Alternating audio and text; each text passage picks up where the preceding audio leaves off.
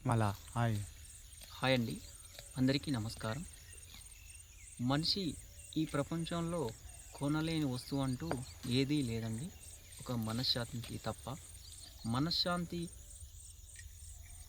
కొనడానికి అవకాశం లేదండి. అది కేవలం మనలోని మన ఆలోచనల్ని మనం కంట్రోల్ చేసుకొని, మన ఆలోచనల పైన ఆధిపత్యం చెలాయిస్తే మన ఆలోచనలు మన కంట్రోల్‌లో ఉంటాయండి.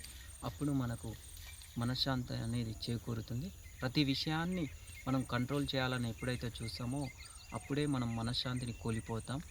అలాగే అధిక ఆలోచనలు చేయడం వల్ల మనశ్శాంతిని కంప్లీట్‌గా కోల్పోయి మానసిక అనారోగ్యం పాలై మరణం సంభవిస్తుందండి.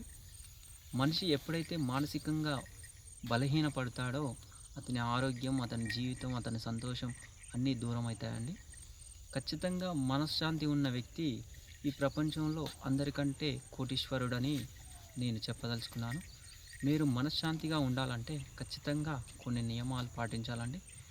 ఇక్కడ శ్రీకృష్ణుడు భగవద్గీతలో చెప్పింది ఏంటంటే, జరగాల్సి రాసిపెట్టి ఉంటే ఖచ్చితంగా జరిగి తీరుతుందండి. జరగాల్సి లేనిది నువ్వు ఎన్ని ప్రయత్నాలు చేసినా జరగదండి. మీరు మీ వంతుగా ఫలితం ఆశించకుండా నిరంతరం ఒక పనిలో నిమగ్నమైతే మీకు మానసిక ఆలోచనలు అనేటివి కంట్రోల్ అవుతాయండి. అలాగే ప్రతిరోజు 15 to 30 మినిట్స్ యోగా చేస్తే మీరు మీ మనసుని కంట్రోల్ చేయొచ్చండి. ఎప్పుడైతే మీ మనసుని మీ ఆధీనంలో ఉంచుకుంటారో అప్పుడు మీ మనశ్శాంతి అనేది మీ సొంతం అవుతుంది.